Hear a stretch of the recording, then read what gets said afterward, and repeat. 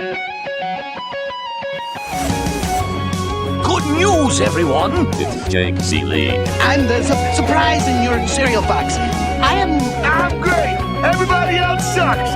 Let's get dangerous! Yes, sir, random kid I just met. It's time to check the lid.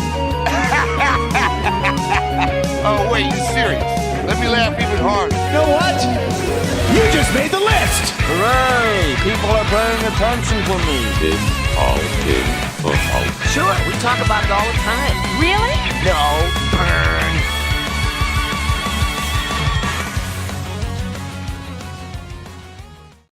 What is up, you ducks? It is week 5 already. Well, week 4 is almost done, but week 5 of the NFL fantasy football season. It's all in football. Stepmom Lauren, myself, Jake Ciely, and we are talking week 4 worries right out of the gate because there are quite a few to add to the list. As there hasn't been enough already, we need to talk about some things going forward. Well, you know what? There might be some that are good. I mean, there was some that was like, hey, maybe he's okay. Maybe he's okay. And then I started singing Annie, Are You Okay? in my head. So maybe we'll have that at some point today. Go figure.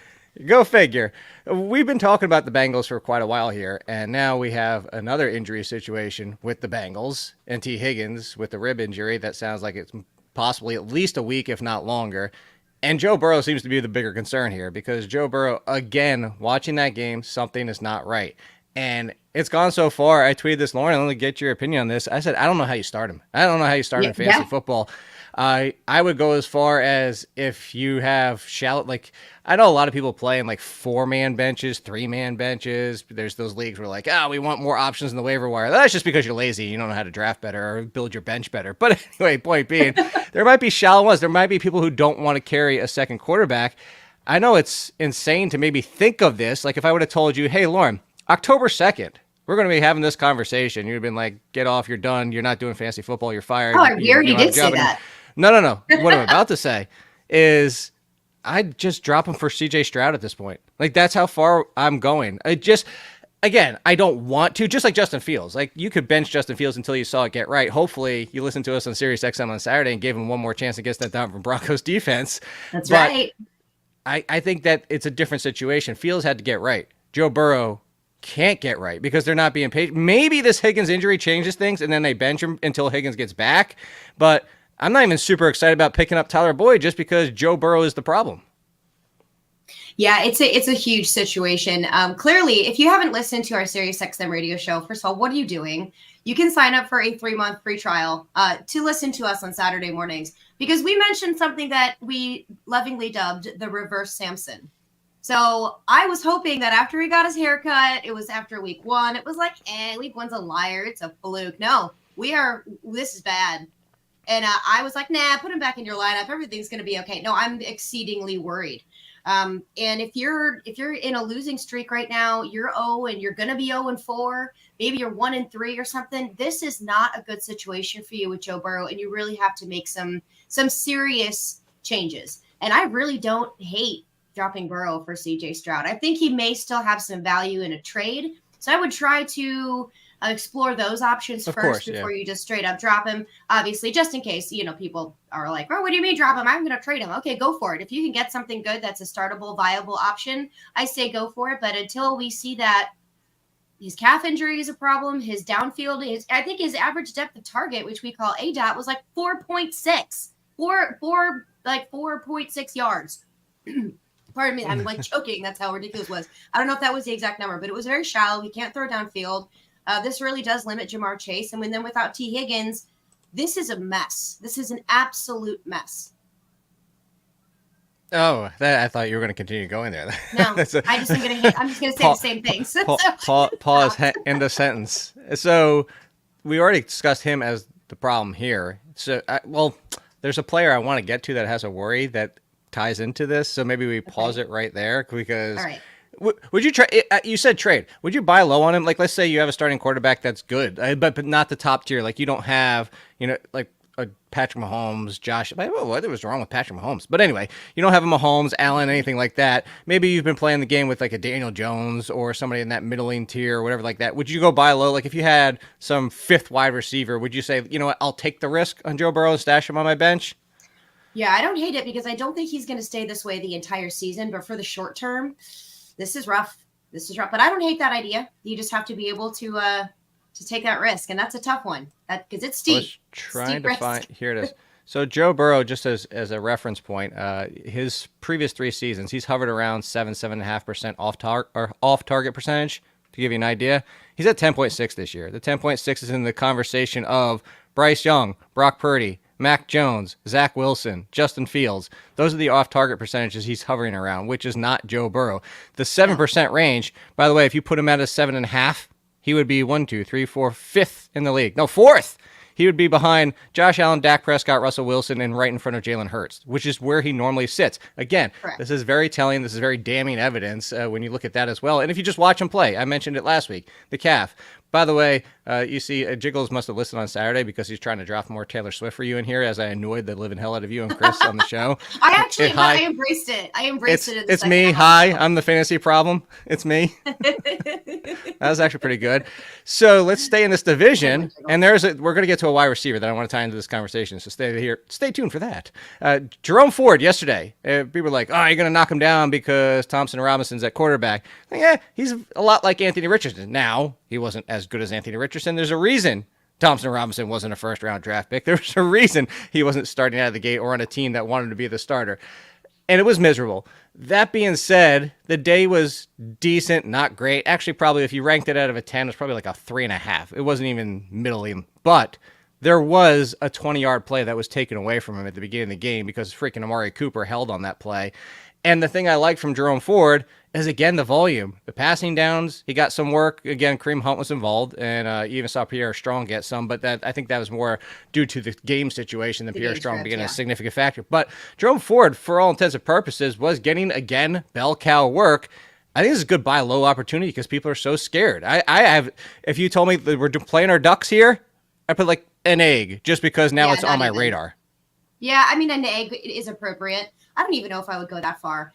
This is a divisional rivalry. The AFC North is just they're slog fest, right? And the egg hasn't come out of the chicken it hasn't really. Duck. No, I don't even think it's been out of the duck yet. It's just still incubating up in there. But the AFC North plays each other in weird ways, and just like we called for the Browns-Steelers game, although that was a defensive scoring bonanza, on offense it was trash. So we're going to see the same thing with the Baltimore Ravens and the Cleveland Browns, trash.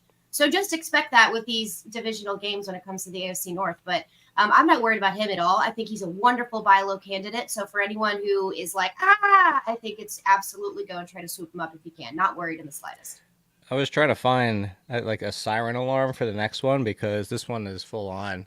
I don't know if we're going to jump straight to Infinity Duck, but I got to tell you, James Cook, because up until this is now week 4. So like week 1, 2, and 3, like it's almost kind of like there's been like a hatchling and then like a little duck. Like they've been kind of like sprinkled in there. Like they're growing. Like it's all, what this is like it turned into like Mega Duck or actually Nega Duck, the one behind me. Like it kept growing like secret. Like it just like got bigger. Now it's a problem because James Cook, it was kind of like, that's fine. He's losing a little bit. That's fine. Like we never expected James Cook to be a bell cow.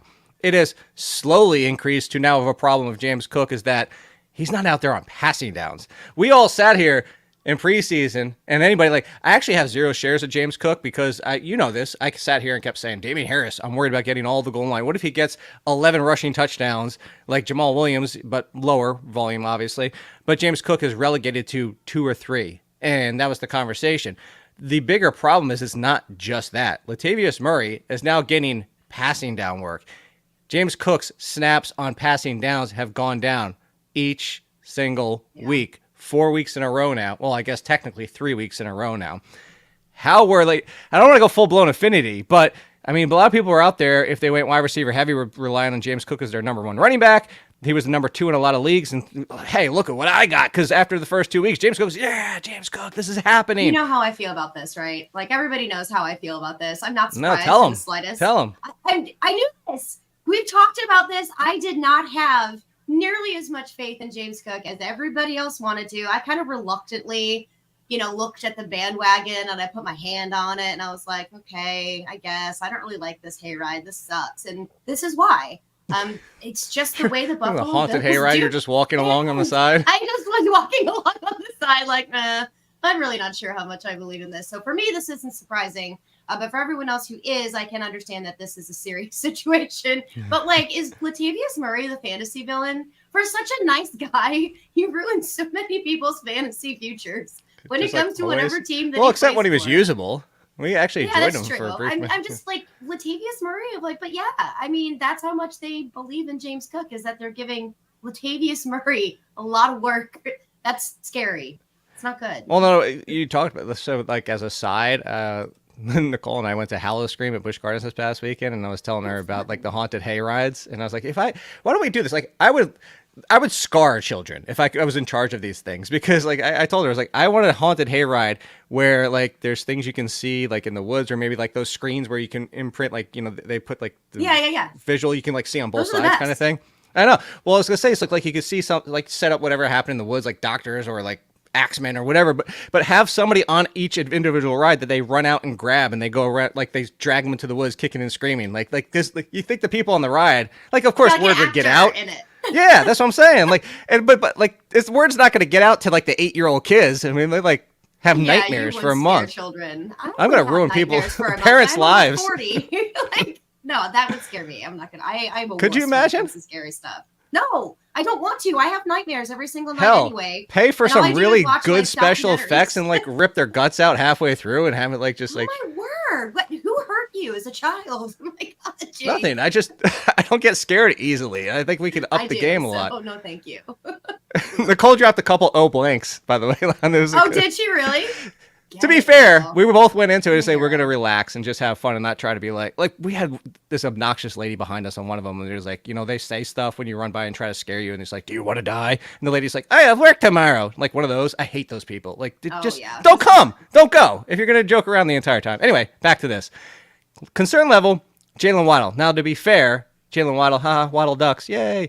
To be fair, Jaylen Waddle, not 100%, but Tua has been very Tyreek Hill, and now we have the emergence of the fantasy lord of all things amazing, Devon Achane, who has just taken over this backfield, and Raheem Mostert. Can I just sprinkle in a little bit? Oh, I called that on Saturday. Oh, that he would be better than Mostert this week? Yeah, that it's going to be his backfield. You're going to get up in a victory lap? I'm not going to victory lap quite yet, because it was just one game, but I mean, at the end of the season, I might. Because you guys are like, really? And I'm like, yeah, I think so. Here's the bigger concern is Jaylen Waddle. Jaylen Waddle has been basically kind of left out this year. And granted, injury involved. But when you look at Jaylen Waddle, and this is where I wanted to go. This was the Joe Burrow conversation was going to tie into Jaylen Waddle. Because I was going to say this, Lauren. Let's assume Joe Burrow is going to keep trying to play through this. It's going to be gross.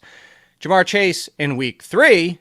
amazing. It didn't matter. Like, it doesn't matter because it still works anyway. You just get him the ball. Might not be the ADOT we want, might not be whatever, but it was fine. But it's been very up and down for Jamar Chase so far this year. Jaylen Waddle has been down so far this year. If you had to pick just one going forward, who are you? Well, see, you just made the face. Would you take Jamar Chase in the struggling Joe Burrow health? And now also remembering this team is 1-3. There's a real good chance that they're not going to throw it in yet. But if they're 2-6, 2-7, 1-6, I'm just saying, could happen, especially if T. Higgins hurt. Yeah. Do you stick with Chase? Like, if you had a Chase for Waddle straight up trade, who would you take? Would you take Waddle or would you take Chase? I'm going to stick with Chase. I'm going to stick to the guns. I don't want to be cute. I feel like that's getting cute. You know, like I feel like you're trying to chase something that hasn't really quite come to fruition yet. And again, but I still believe in Joe Burrow for the, longevity of the season, not right away. But I am going to stick with Jamar Chase. I do think that he'll finish better than Jaylen Waddle. The Miami Dolphins have 2 really good matchups coming up. They've got the Giants and the Carolina Panthers, and they can exploit the Philadelphia Eagles too. So I think that Miami is going to have a couple good, get right games here. But I still have to stick with Jamar Chase. I have to because Jamar Chase is the wide receiver one. Let me give you one more. And Waddle's the wide receiver 2. So I'm going to tie something into another thing, which a reminder. We do this every single year. Yearly reminder, everybody. We get reports, and it happens. This is about the time, week 4, and then it's going to be like week 5, 6. Like this is the middle of the season. I guess it's almost the middle of the season, but you get my point. It usually doesn't happen for the first few weeks, and then all of a sudden we start getting these I'm not going to throw out names, but these reports around noon, and they start usually coming out around noon after inactives, like 12:15, maybe even like 12:40, and they kind of break right before games start. And I'm not going to say they're like ones where it's like random calls of like, oh, Marvin Mims is going to score 3 touchdowns this week, and then nobody cares because it kind of got thrown on the rug. But if it happened, everybody's like, oh, and it's these reports of things that are going to happen that don't. We do this every year of like, oh, blank is going to lead the backfield. Oh, this person's going to see. Here's 5 just from this weekend. I tweeted this yesterday. Roschon Johnson, enhanced role.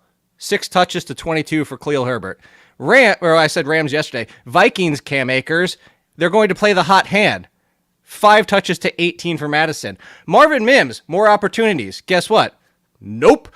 Zeke is going to get starter reps. 8 touches to 16 for Stevenson. And then Debo should be fine. Like, he practiced limited on Friday. It wasn't that big of a concern. Barely involved in the game. This happens every single year. And I'm just saying, like, don't ignore all of them. There are some, but if you haven't heard anything, if it's Roschon Johnson on Tuesday, increased workload. Wednesday, increased workload. Thursday, he's out there. Khalil Herbert staying in the sideline watching him run with the first team. And then all like that, fine. 12:30 on a Sunday, ignore it. Advice going forward. But I wanted to talk about Debo because he was a decoy. And I feel terrible about this because I had him as a wide receiver 1. Because I said, if he's healthy and if this is true, and I said, if it's true, and we had to believe what was reported, I'd play him as a wide receiver 1. This was a great matchup for him. It was pure decoy. But would you take Debo or Chase going forward? I'll take Chase.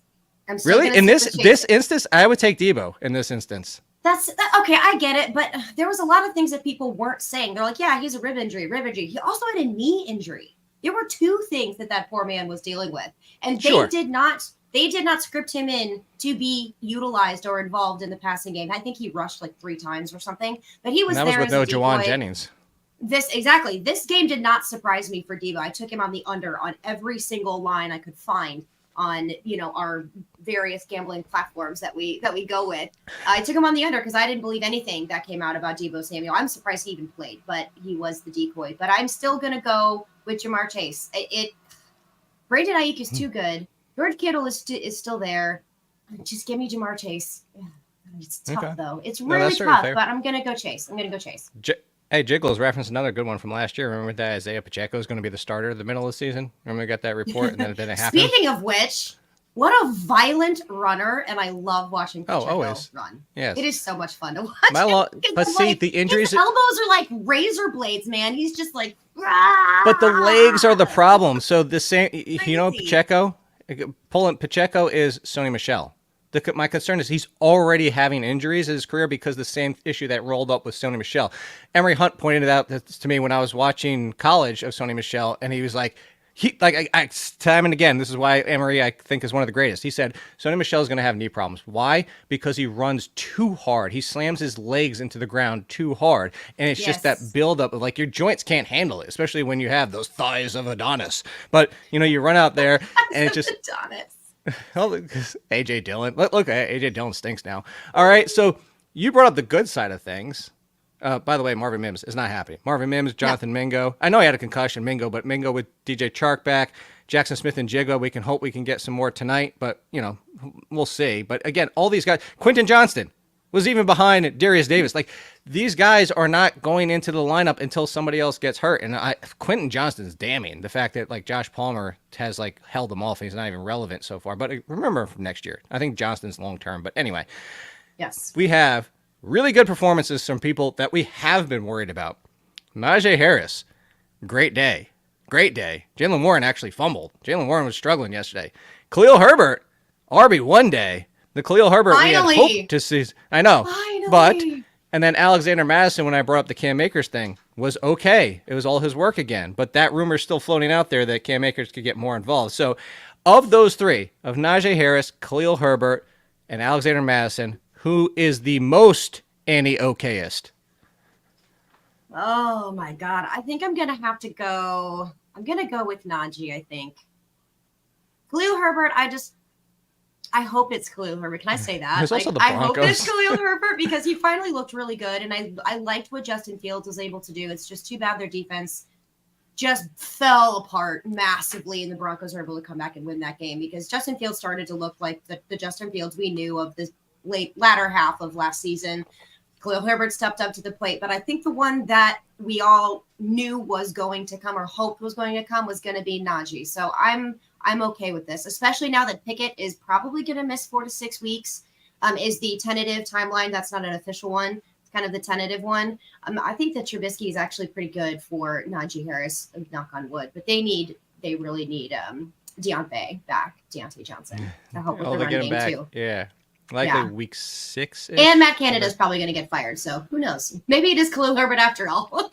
No, we're going to find out. We're going to see Mitch Trubisky play better than Kenny Pickett, which, by the way, very low bar. And then I know. People are going to be like, it wasn't Canada. Yeah, I keep saying that all the time. Everybody wanted to mock draft new quarterbacks to the Bears, and nobody would do it for the Steelers. Like, you can't, it doesn't go both ways here. Like, let's be honest about what's happening. But so going back to that, Alexander Mattison, let's flip it this way. We're going to make Ducks good for a change. Just this one time. Oh, okay. 1 to 5 good Ducks on how you feel about Alexander Mattison after Cam Akers only getting 5 touches. Do you have 5 rosy Ducks or I don't. 2? I have 3. No. I have 3. 3. It was Cam Akers' first game in this system. Brand new Huey, team. Dewey, and Louie? That's what you have? Huey, Dewey, and Louie are my 3 Ducks. I'm not overreacting to that performance from Alexander Mattison. I've seen him meaning Mattison, fumble. I'm going to give Cam Akers a little bit of the benefit of the doubt here, having this be his first game as a Viking. So, no. I'm giving him 4. 3. I think it's 4, and the fact that it only not 5 as a full on. I don't even know what I would call the 5 good. I might have to come up for something with that. Auto start. That has nothing to do with Ducks. I don't know. Gizmo Duck. I know. I'm not good at this. You are really good at that. I am not. The 5, the greatest. Yeah, you put on the suit and everything. It's Gizmo Duck. So I'll give him 4 just because I do think if Madison had 2 terrible games in a row, the door is open for Cam Akers. But I think it's his job. Jameson Williams. By the way, you talked about betting. Fun how the NFL changed things. I was actually at Busch Gardens and we were walking around. I'm like, what the heck just happened with Jameson? Like I see all the Jameson, and by the way, he's allowed to come back because the NFL said, oh no, it's 2 games for your first offense. I don't know why I said offense like that. Your first offense of gambling. So Jameson Williams comes back. How excited for you? Are you? Let's put it this way. Are you go buy Jameson Williams in a trade or go get rid of Jameson Williams in a trade before he gets on the field and potentially loses value? I am on the buy side. Of Jameson Williams. Maybe I shouldn't be, but I really liked even the limited sample size that we've seen from Jameson Williams. So I don't mind taking that risk because he's not going to be an auto start for you every single week.